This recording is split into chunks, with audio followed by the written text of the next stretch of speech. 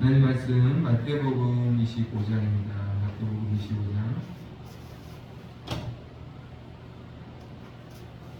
마태복음 25장 31절에서 46절 말씀 보겠습니다.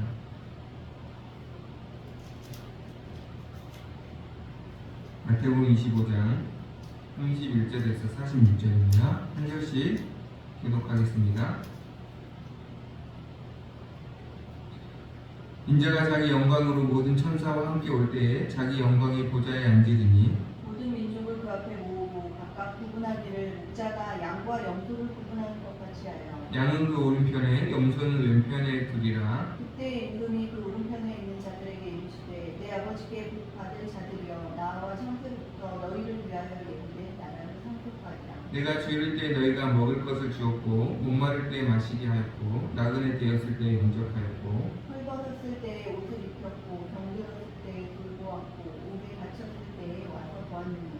이에 의인들이 대답하여 이르되 주여 우리가 어느 때에 주께서 줄이신 것을 보고 음식을 대접하였으며 목마르신 것을 보고 마시게 하였나이까. 어느 때에 나그네 되신 것을 보고 영접하였으며 헐벗으신 것을 보고 옷 입혔나이까. 어느 때 병드신 것이나 옥에 갇히신 것을 보고 가서 배웠나이까 하니 임금이 대답하여 이르시되 내가 진실로 너희에게 이르노니 너희가 여기 내 형제 중에 지극히 작은 자 하나에게 한 것이 곧 내게 한 것이니라 하시고 또 왼편에 있는 자들에게 이르시되 저주를 받은 자들아 나를 떠나 마귀와 그 사자들을 위하여 예비된 영원한 불에 들어가라. 내가 줄일 때에 너희가 먹을 것을 주지 아니하였고 목마를 때에 마시게 하지 아니하였고 나그네 되었을 때 영접하지 아니하였고 헐벗었을 때에 옷 입히지 아니하였고 병들었을 때와 옥에 갇혔을 때에 돌보지 아니하였느니라 하시니 그들도 대답하여 이르되 주여 우리가 어느 때에 주께서 줄이신 것이나 목마르신 것이나 나그네 되신 것이나 헐벗으신 것이나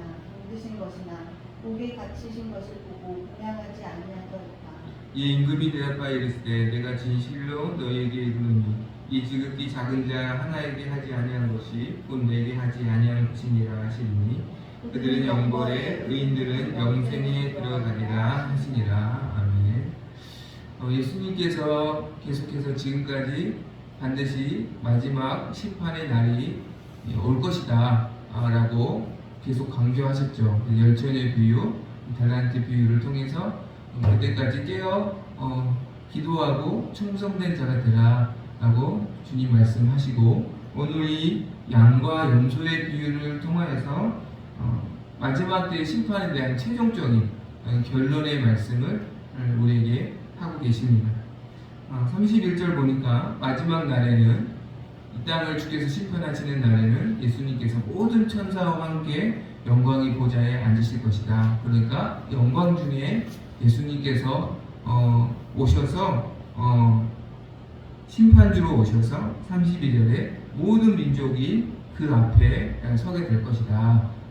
어떠한 한 사람도 주님의 심판을 피할 사람이 없다라고 말씀하십니다. 그래서 심판주로 오시는 예수님께서 33절에 보니까 의인을 오른편에 또 악인을 왼편에 마치 양을 그래서 의인을 양으로 비유하고 계시고 그리고 왼편에 서게 될 악인을 염소로 비유하시고 오른편에 구분되어져서 오른편에 서게 되는 의인에 대해서는 영생과 창세로부터 예비된 하나님의 나라를 상속받게 될 것이다 라고 34절에 말씀하시고 그리고 왼편에 서게 될 자 염소로 구분되어진 악인들은 마귀와 그 사자들을 위하여 예비된 영원한 불에 들어가서 영벌을 받게 될 것이다 라고 42절에 말씀합니다. 그러니까 마지막 날에 예수님이 이 땅을 심판하시는데 그 심판의 가장 중요한 내용은 의인과 악인이 구분되어질 것이다. 그날에. 그래서 의인에게는 영원한 영생과 그리고 하나님 나라의 상속을 그들이 얻게 될 것이고 그러나 악인들은 저주를 받아서 마귀가 들어가는 그 영혼이 꺼지지 않는 불에 들어가서 영벌을 받게 될 것이다. 중요한 것은 이렇게 악인과 의인의 구분이 그날 이루어지고 각각 상과 벌을 받게 될 것인데, 이 의인과 악인을 비유하는 그 모습을 양과 염소로 비유하고 계신다는 거예요. 의인을 양으로 비유하고 있고 염소를 악인으로, 영벌을 받을 악인으로 주님이 비유하고 계신다는 거죠. 왜 의인과 악인을 양과 염소로 비유를 하셨을까? 사실 당시에 목자들은 양과 염소를 함께 먹였습니다. 그래서 양과 염소를 굳이 구분시키지 않고 자유롭게 함께 풀밭에서 누이고 같이 양과 염소는 서로 어울려서 풀도 먹고 또 함께 자기도 하고 그것이 자연스러운 어떤 당시에 어떤 양을 키우고 또 가축을 키우는 그런 모습이었죠.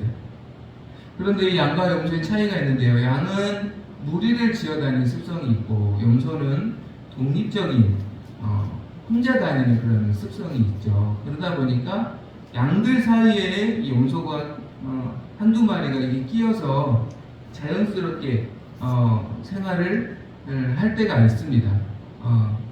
그러다 보면 염소는 자기도 모르게 양의 흉내를 내고 양처럼 뭐 소리도 내기도 하고 양이 먹는 풀을 또 자기도 먹고 뭐 이렇게 될 수 있겠죠. 마찬가지로 이 땅에서는 의인과 악이 다 섞여서 살고 사실은 누가 의인이고 누가 악인인지 그리고 악인도 의인의 흉내를 낼 수 있다.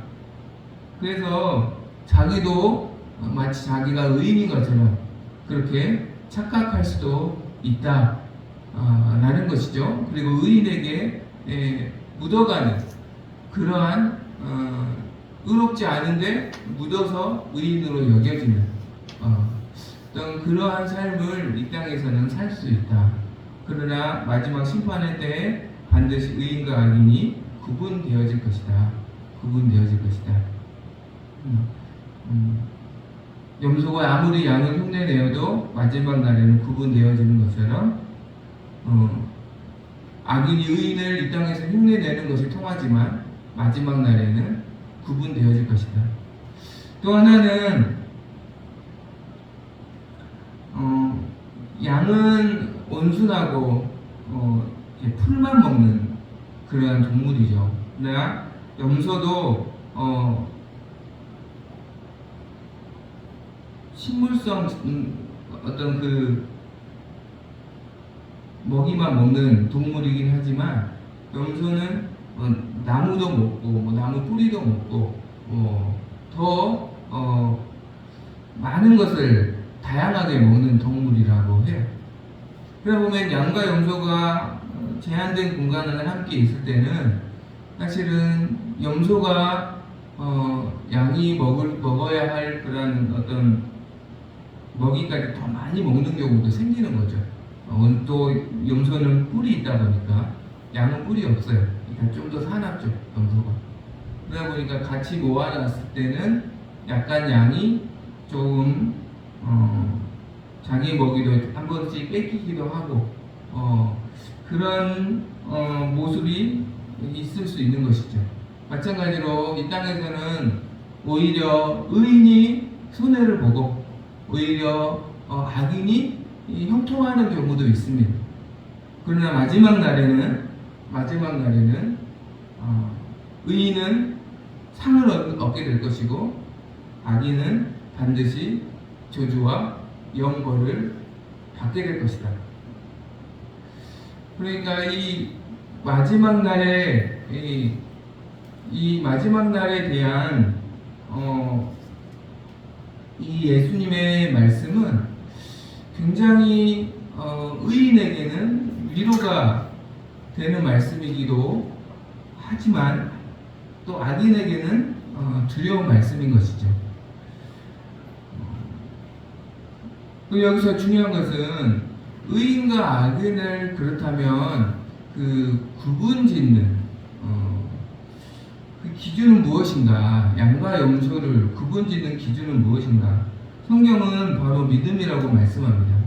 예수님을 믿고 그 믿음을 따라서 순종하는 자녀들은 영원한 생명을 얻고 하나님의 나라의 상속자가 될 것이다. 그러나 예수님 믿지 않는 자들은 하나님의 심판을 받게 될 것이다. 그렇죠. 그것이 성경이 분명히 말씀하는 진리의 내용이죠. 오늘 말씀은 결국 의인과 악인을 구분짓는 믿음의 내용에 대한 말씀입니다. 도대체 믿음이 그렇다면 어떤 것인가를 의인들의 모습에 대해서 또 악인들의 모습에 대해서 우리에게 보여주고 있는 말씀이라는 것이죠. 먼저 우리가 이 믿음을 생각했을 때 한 가지 주의해야 할 것은 이 믿음은 여러분 우리가 똑같이 생명을 가진 사람이라 할지라도 그 사람의 지금 상태에 따라서 성장 과정이 다 다릅니다. 예를 들어서 아기가 태어나서 우리가 똑같은 생명을 가진 사람이죠. 아기가. 근데 아기의 성장 과정은 먹고 자는 거예요. 잘 먹고 잘 자면 건강하게 지금 자라고 있는 거죠. 아기니까. 그렇죠. 그 생명의 상태에 따라서 먹고 자는 것이 정상적인 거예요. 그러나 어른이 계속 잠만 잔다. 이것은 건강하지 않는 것이죠. 그러니까 아기가 먹고 잘 자는 것에 대해서 이상하다고 말하면 안 되는 거죠. 그렇죠? 그 생명의 상태에 따라서 성장 과정이 다 달라요. 아기는 잘 먹는 게 정상적인 거예요. 그런데 중요한 것은 믿음의 상태가 모든 사람이 다 달라요. 상태가 다르다는 건 성장 과정이 다 다르다는 거죠. 그렇기 때문에 이 믿음의 상태를 그러나 정확히 아시는 분은 하나님 한 분뿐이라는 거죠. 하나님 한 분뿐이기 때문에 우리가 다른 사람의 어떤 믿음의 성장 과정을 판단할 수 없다는 겁니다. 그 상태를 오직 하나님만 아시기 때문에. 그래서 본문의 말씀은 나의 믿음을 점검하는 시간이 되어야 되겠죠. 그건 다른 사람의 믿음을 우리는 판단할 수도 없고 해서도 안 되는 것이죠. 왜요?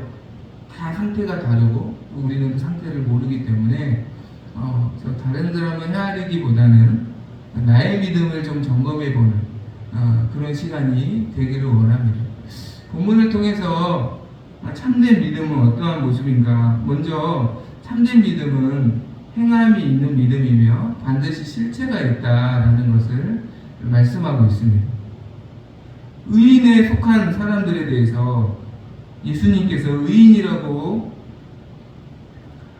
판단하는 이유에 대해서 이렇게 말씀합니다. 35절, 36절 함께 읽어봅니다. 35절, 36절 다같이 시작. 내가 죄릴 때에 너희가 먹을 것을 주었고 목마를 때에 마시게 하였고 나그네 되었을 때에 영접하였고 헐벗었을 때에 옷을 입혔고 병들었을 때에 돌보았고 옥에 갇혔을 때에 와서 보았느니라. 그렇죠. 한마디로 말하면 연약한 자들을 너희가 조건 없이 섬기고 사랑했다라는 것입니다. 이 말씀은 그리고 40절에 보니까 이것이 곧 내게 한 것이다. 이렇게 지극히 작은 자에게 한 것이 곧 내게 한 것이다. 40절에서 이렇게 말씀하고 있습니다.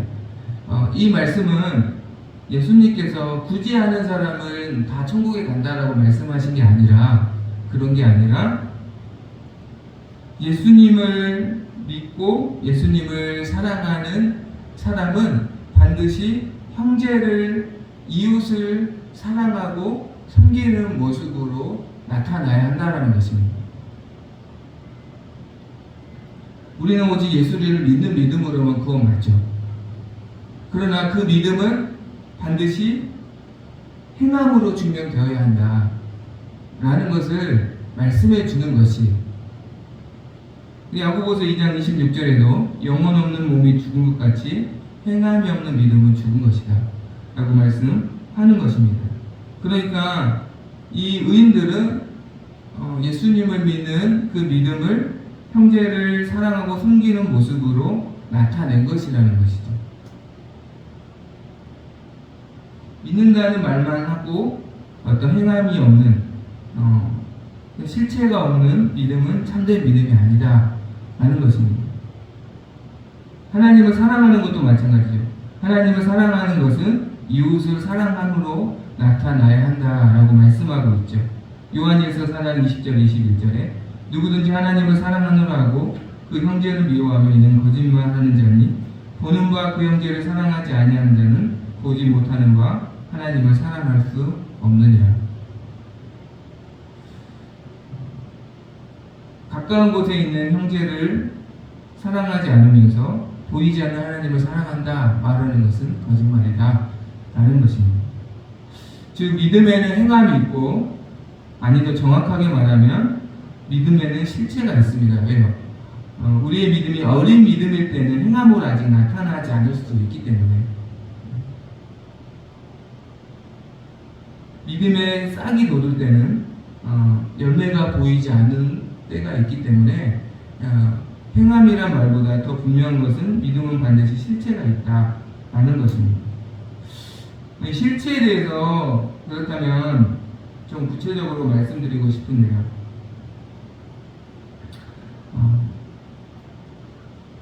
믿음이 있다라는 것은 내가 예수님을 믿는다는 신앙의 고백이 있다라는 거겠죠. 그래서 그 고백으로 하나님을 예배하기도 하고 찬양하기도 하고 하나님의 이름을 부르고 기도하죠. 그렇죠? 그것을 믿음을 고백함으로 의롭다 여김을 받는다 해서 칭의라고 이야기합니다. 믿음을 고백함으로 의롭다 여김을 받았다. 그런데 이 칭의만 있다고 해서 믿음이 증명되는 건 아니죠. 이 믿음을 고백했다라는 것은 고백하는 대로 삶이 있어야 되지 않겠습니까?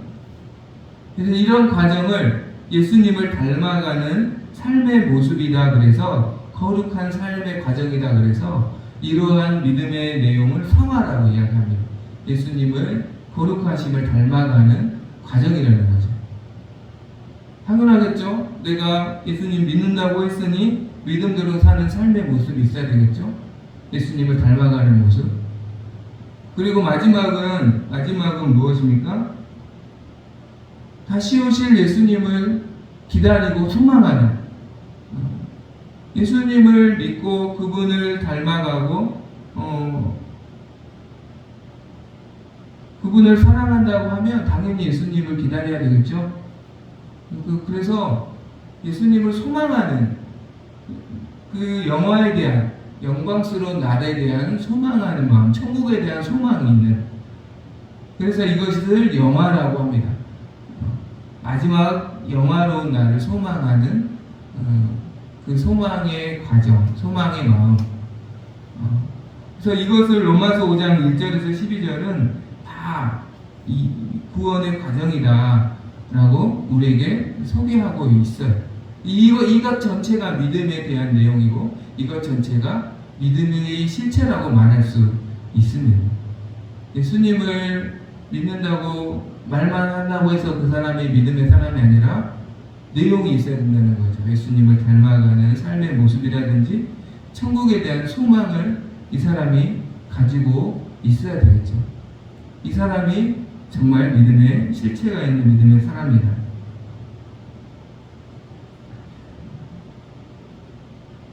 믿음은 영적인 것이지만 반드시 느껴지는 실체가 있는 것이라는 것이죠. 이것이 믿음의 모습이다라고 말하는 것입니다. 그렇다면 믿음인 행함이 있어야 된다, 실체가 있어야 된다 말씀드렸죠. 그러면 이 행함은 어떻게 나타나는 것인가? 자기를 낮추어서 작은 자를 섬기는 모습으로 나타나야 한다라는 것입니다. 오늘 제가 아까 말씀드린 것처럼 하나님을 사랑하는 사람은 이웃을 사랑함으로 증명돼야 된다. 믿음은 행함으로 증명돼야 된다 말씀드렸잖아요. 그런데 그 사랑의 대상, 믿는 자가 사랑하는 그 대상이 누구냐는 거죠. 35절, 36절, 40절 내용으로 보면 나랑 이해관계가 없는 지극히 작은 자를 사랑하고 섬기는 모습으로 나타났다는 거예요. 뭐 우리 중에 믿음이 없어도 가족을 사랑하지 않는 사람은 드물죠. 믿음이 없어도 자기 자녀를 다 사랑하죠. 그러나 그것을 가지고 믿음이 있다라고 말할 수 없는 것이죠. 왜요? 이 사람이 지금 섬기는 의인으로 여김을 받은 이 사람이 섬기는 대상은 자기 가족이 아니에요. 자기 친구들이 아니에요. 자기와 이해관계가 전혀 없는 지극히 작은 자를 이 사람이 섬기고 사랑했다라는 거죠.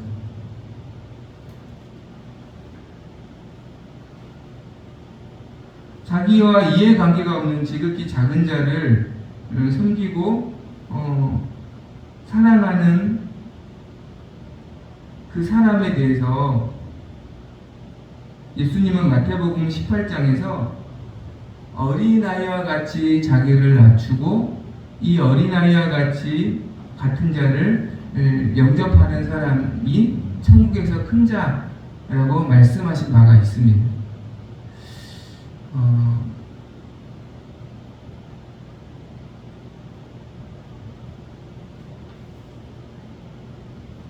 여러분 우리가 겸손하지 않으면 절대 나보다 작은 자를 섬길 수가 없죠. 그러니까 임금과 거지가 있다고 생각을 해보면 임금이 이 거지를 섬길 수 있는 방법은 자기를 눈높이를 낮춰서 거지에게 눈높이를 맞추어 두었을 때만 거지를 섬길 수가 있습니다. 왜냐하면 거지는 임금에게 올 수가 없기 때문에 결국은 높이 있는 자가 낮출 때만 작은 자를 섬길 수 있는 거예요. 그래서 그 모습에 대해서 예수님은 어린아이와 같이 자기를 낮추는 사람이 천국에서 큰 자라고 말씀합니다. 그럼 어린아이가 왜 자기를 낮출까요? 지금 시대와 비교하면 안 되고 예수님 당시 시대의 어린아이의 모습을 생각을 해봐야 하죠. 당시 어린아이는 부모에게 독립적인 존재가 아니라 부모에게 종속되어 있는 존재였고 부모를 전적으로 의지하는 존재였죠.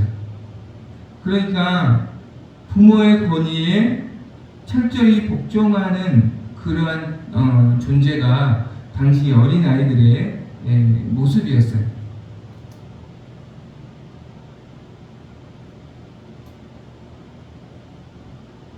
그래서 그러한 당시 어린아이들은 그런 자신의 지위를 당연하게 받아들이고 부모님의 권위에 철저히 복종했다라는 것입니다. 마찬가지로 우리가 어린아이와 같아져야 한다라는 이 말씀은 우리가 하나님 앞에서 내가 죄인임을 아는 사람이라는 거죠.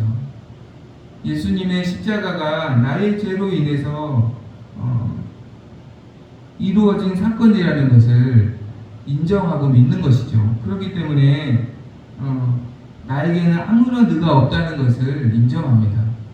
그렇기 때문에 전적으로 예수님을 의지할 수밖에 없는 것이 예수님의 말씀 앞에 권위 앞에 철저히 복종하는 사람이라는 것이죠. 요즘은 마마보이라는 말이 부정적인 의미죠. 그렇죠? 그래서 절대 배우자 기피 대상 중에 거의 순위를 갖추죠. 마마보이 만나면 안 된다. 그렇죠? 그러나 영적인 의미에서 예수걸은 굉장히 영적인 사람입니다. 이 세상과 정반대예요. 예수보이, 예수걸은 굉장히 신앙이 좋은 상태예요. 철저히 예수님 의지한다는 거, 그러니까 자기를 철저히 낮춘다는 거고, 내가 죄인이라는 것을 철저히 인정한다는 거죠. 이러한 예수보이, 예수걸의 상태가 어린아이와 같은 상태라는 거예요. 예수님 말씀하시는. 그리고 이러한 상태에 있는 사람은 자기를 죄인으로 낮은 자로 여기기 때문에 세상 사람들이 지극히 작은 자라고 여기는 사람들조차도 이 사람의 눈에는 귀하게 보이는 거예요. 자기보다 더 나은 자로 여기는 마음을 갖게 되는 거예요. 왜요? 자기를 이미 죄인으로 인식하고 있기 때문에, 자기를 이미 종으로, 주님의 종으로 인식하고 있기 때문에 다 종보다는 높잖아요. 세상 사람들이 지극히 작은 자라고 칭하는 사람들조차도 이 사람들 눈에는 다 귀하게 보인다는 것입니다. 지극히 작은 사람들조차도 이 사람들 눈에는 특별하게 보인다는 거예요.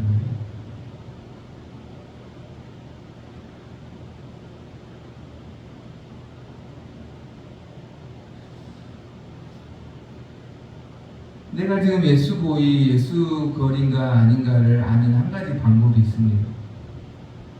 내 눈에 지금 내가 특별하지 않는 사람을 특별하고 귀하게 여기고 있다면 나는 지금 예수보이, 예수걸의 상태에 있어요. 그런데 내가 특별한 사람만 특별하게 본다면 나는 지금 예수보이, 예수걸이 아니라 아직 내 마음이 교만하고 사실은 내가 죄인이라는 것을 망각한 그런 상태에 놓여져 있다라고 말할 수 있죠. 제가 신대원에 들어갔는데 26살에 신대원에 들어갔죠. 어릴 때죠. 대학교 졸업하자마자 어린 나이에 신대원에 들어가다 보니까 다 뭐라고 될까요? 다 못마땅한 거예요. 내 눈에는. 왜 사람들이 이렇게 사랑이 없지? 왜 전사님들하고 말하면서 왜 저렇게 하지? 이 어떤 이러한 다 내 눈에는 못마땅해요. 나중에 알게 됐죠. 아, 내가 굉장히 교만한 상태였구나 라는 것을 나중에 알았어요.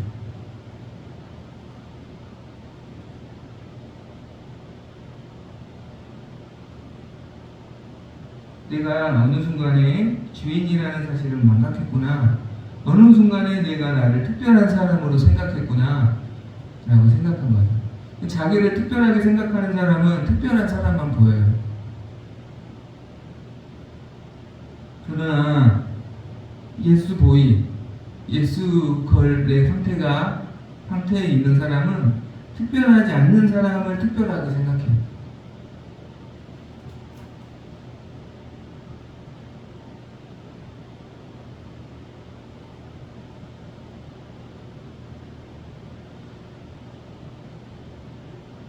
그래서 예수보이, 예수거리에 있는 사람은 항상 낮은 곳을 바라봅니다. 낮은 곳이라 여기지 않고 낮은 곳을 특별한 곳이라고 여기게 되어 있어요. 그리고 지극히 작은 사람을 특별한 사람이라고 여기게 되어 있습니다. 주께서 오늘도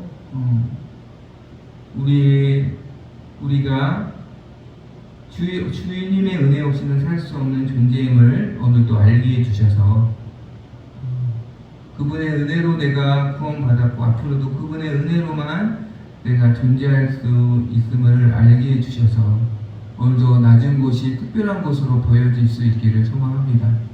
그리고 지극히 작은 자가 특별한 사람으로 여겨질 수 있는 그래서 그를 섬기는 것을 기쁨으로 여길 수 있는 겸손한 마음을 주시기를 소망합니다. 마지막으로 우리의 하루는 지나가며 없어지는 것이 아니라 하나님 앞에 쌓이고 있다. 그리고 우리의 신앙의 기준은 오직 예수님이다 라는 것을 말씀하고 있습니다. 오늘 말씀을 보면 예수님이 내가 줄일 때 먹을 걸 주었고 목마를 때 마시게 했다라고 의인들을 칭찬하시죠. 그때 37절에 의인들이 내가 언제 그랬냐고 예수님께 물어봐요. 그러니까 지극히 작은 자에게 했어 라고 예수님 말씀하시잖아요. 근데 이 사람은 자기가 그렇게 섬겨놓고 잊어버린 거예요. 그러나 주님은 기억하여서 너가 그들에게 행한 게 내게 행한 거야 라고 기억하셨다가 상을 주시죠.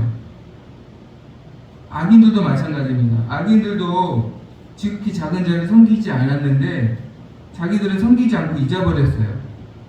그러나 주님은 기억하고 계시는 거예요. 그래서 그들에게는 또 영벌을 주십니다. 하루가 지나가 버렸다고 사라진 것이 아니라 하나님 앞에 쌓이고 있다는 것을 우리는 기억해야 합니다. 그래서 우리는 하루하루 충성해야 하는 것이고 하루하루 믿음으로 살아가야 하는 것이죠. 마지막으로 의인으로 인정받은 사람은 그리고 악인으로 인정받은 사람은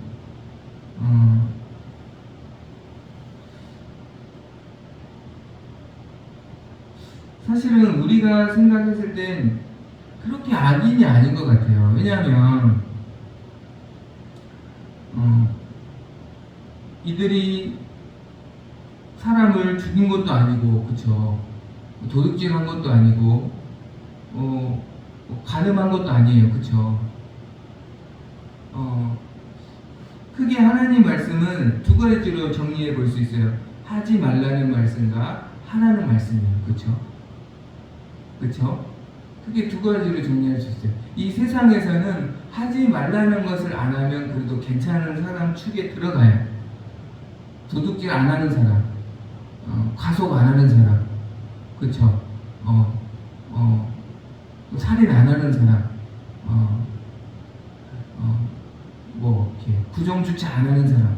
그러니까 하지 말라는 거 안 하는 것만 해도 이 세상에서는 좋은 시민으로 인정받아요.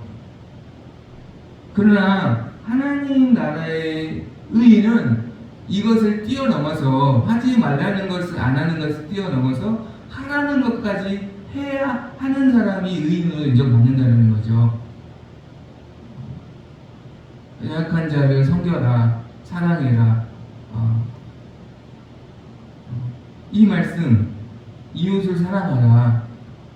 이 하라는 말씀까지 순종한 사람이 의인이다 라는 거예요. 그래서 예수님도 마태복음 5장에 보면 원수를 미워하는 것에서 그치는 게 아니라 원수를 사랑하고 너희를 박해하는 자를 위해서 기도하라. 굉장히 어렵죠. 원수에게 복수를 안 하는 것까지는, 하지 말라는 것까지는 내가 지킬 수 있겠는데, 그쵸? 그것도 쉽지 않겠지만 그래도 그것까지는 해보겠는데 어떻게 그를 사랑해요, 그쵸? 어떻게 그를 사랑하고 어떻게 그를 위해서 기도까지 해줍니까? 굉장히 어려운 거예요, 그쵸? 그래, 이 의인들은 그렇게 했다는 거죠. 그러면서 예수님께서 마태복음 5장이 말씀을 하시고 이렇게 말씀합니다. 마태복음 5장 48절. 그러므로 하늘에 계신 너희 아버지의 온전하신것 같이 너희도 온전하라. 기준이 누구라는 거예요? 하나님이라는 거죠. 온전하신 하나님, 온전하신 예수님을 기준으로 너희가 삼을 때만 하라는 것까지 할 수 있는 사람으로 만들어져 간다는 거죠. 우리가 예수님을 믿어서 구원 받았잖아요, 그렇죠? 그렇다면 삶의 기준도 당연히 예수님이어야 되지 않겠어요? 구원의 기준이 예수님이었다면 구원받은 삶의 기준도 예수님이어야 맞는 거죠.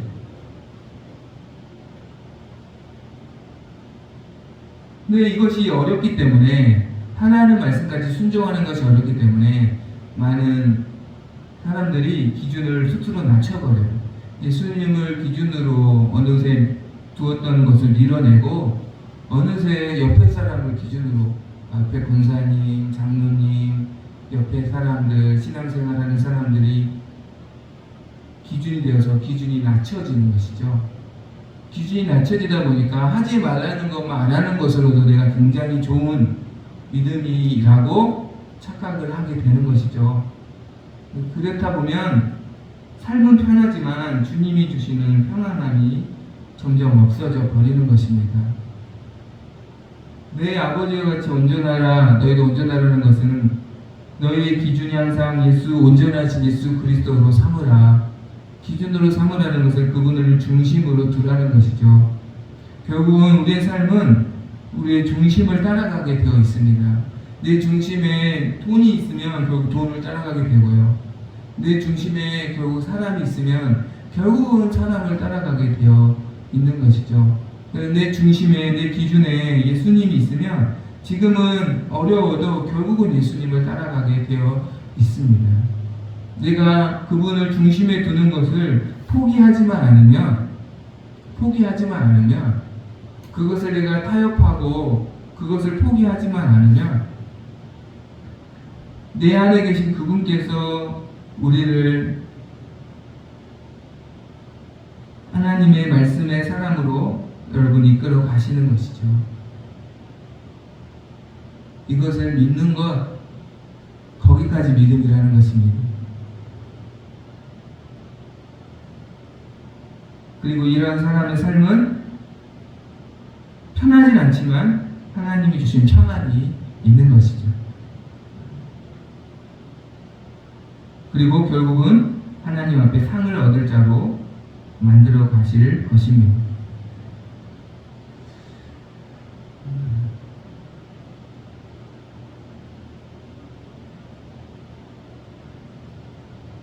오늘도 우리에게 우리 안에 중심 예수 그리스도가 온전히